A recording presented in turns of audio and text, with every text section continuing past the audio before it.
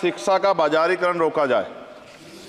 सरकारी शिक्षण संस्थानों में विधिवत उच्च शिक्षा की व्यवस्था की जाए।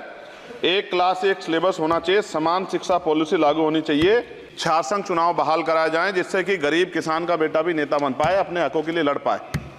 SC ST OBC के रिक्त पदों को भरा जाए। जब टीचर होंगे तभी तो पढ़ाएंगे। टीचर कम है और बच्चे ज्यादा हैं। माननीय सदस्य चंद्रशेखर जी। धन्यवाद सभापति महोदया। आपने मुझे बजट में शिक्षा के अनुदान पर बोलने का मौका दिया, इसके लिए मैं आपका आभारी हूँ। अच्छी बात यह है कि शिक्षा मंत्री जी भी यहाँ मौजूद है, क्योंकि जवाब तो नहीं देना। महोदया, शिक्षा का बाजारीकरण रोका जाए। सरकारी शिक्षण संस्थानों में विधिवत उच्च शिक्षा की व्यवस्था की जाए। एक क्लास एक सिलेबस होना चाहिए। समान शिक्षा पॉलिसी लागू होनी चाहिए। लेकिन सरकार ने तो एजुकेशन का बजट ही कम कर दिया है। जब पढ़ेगा नहीं भारत तो आगे कैसे बढ़ेगा भारत। SC ST OBC के छात्रों के बजट में कटौती की गई है, उसे बढ़ाया जाए। नए छात्रावास बनाए जाएं और छात्रसंघ चुनाव जो है राजस्थान और उत्तर प्रदेश के छात्रों की मांग है। मैं यूपी से आता हूं, छात्र राजनीति से आया। हनुमान बेनीवाल जी छात्र राजनीति से आए हैं। हमारी ये मांग है कि छात्रसंघ चुनाव बहाल कराए जाएं, जिससे कि गरीब किसान का बेटा भी नेता बन पाए, अपने हकों के लिए लड़ पाए। SC ST के उच्च शिक्षा के लिए विदेशों में पढ़ने की व्यवस्था कराई जाए, जिसका अभी आंकड़ा बहुत कम है। साथ साथ मेरे लोकसभा क्षेत्र नैटौर में और नजीबाबाद में गवर्नमेंट डिग्री कॉलेज बनाया जाए। सहारनपुर में डिग्री कॉलेज बनाया। भागोवाला में कन्या इंटर कॉलेज बनाया जाए, उसकी जरूरत है। नगीना लोकसभा क्षेत्र के में नए कॉलेजों विश्वविद्यालयों की स्थापना की जाए। साथ ही IIT और IIM की स्थापना की जाए। IIM में आरक्षण की व्यवस्था लागू करा जाए। हमारे साथी कह रहे थे करवानी चाहिए इनको, इनकी इच्छा है और होनी भी चाहिए। छात्रों को पोषण या विटामिन सप्लीमेंट भी दिया जाए। स्कूल कॉलेजों विश्वविद्यालयों में SC ST OBC के रिक्त पदों को भरा जाए। जब टीचर होंगे तभी तो पढ़ाएंगे। टीचर कम है और बच्चे ज़्यादा हैं। साथ साथ SC ST के छात्रों को विशेष शिक्षा सुविधा की भी दी जानी चाहिए। क्षेत्र में स्किल डेवलपमेंट सेंटर खोले जाएं। कॉलेजों और IIT में जातिगत आधार पर होने वाले भेदभाव को समाप्त किया जाए। बहुत बच्चों की जान चली गई, सब ब्रिलियंट थे, लेकिन इस पर कोई काम नहीं हो रहा है। हमारे क्षेत्र में नवोदय विद्यालय स्कूल, केंद्रीय विश्वविद्यालय, नेशनल बाल भवन, मिलिट्री स्कूल और सैनिक स्कूल की स्थापना हमारे क्षेत्र में, ग्रामीण क्षेत्र है वो, हमारे क्षेत्र में टीचर ट्रेनिंग सेंटर खोले जाएं, जिससे शिक्षकों की कमी दूर और बेरोजगारी भी घटेगी।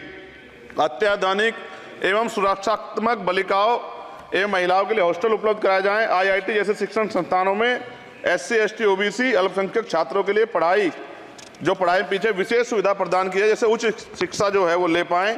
कक्षा 1 से 12 तक के छात्रों के नया पाठ्यक्रम शुरू किया जाए, जिसमें संविधान की प्रस्तावना को उल्लेखित मूल अधिकारों की शिक्षा दी जाए।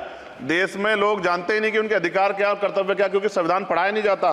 स्कूल में जाति सांप्रदायिकता और छुआछूत समाप्त करने के लिए विभिन्न गतिविधियों के माध्यम से शिक्षा दी जाए और खेलों को बढ़ावा दिया जाए, क्योंकि ग्रामीण क्षेत्रों में ग्राउंड ही नहीं है, स्कूल में स्पोर्ट टीचर ही नहीं होता है, तो उनका शारीरिक विकास होगा।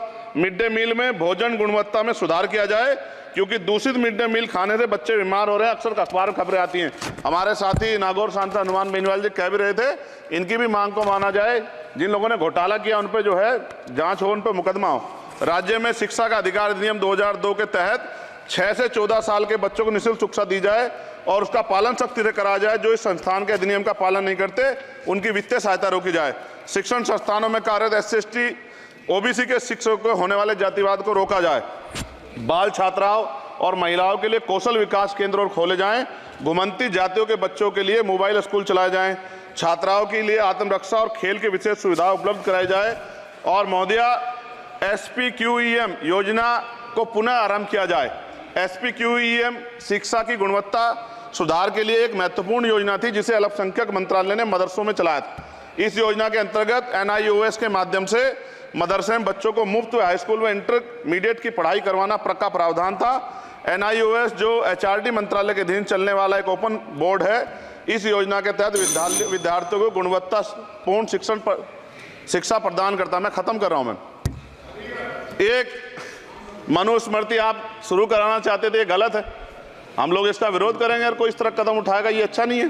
साथ साथ मौलाना जौहर यूनिवर्सिटी थी महोदया रामपुर में, आप शिक्षा की बात करते, जो शिक्षा को बढ़ावा दिया आजम साहब, आप देखिए राजनीतिक कारणों से जेलें बंद कर दी हैं और किस तरह का उनके साथ में अत्याचार हो रहा है। मैं मांग करता हूं राजनीतिक कारण छोड़ के उस यूनिवर्सिटी को बंद करने का लक्ष्य सरकार का ये गलत है। इस तरह से आप नहीं रोक सकते हैं।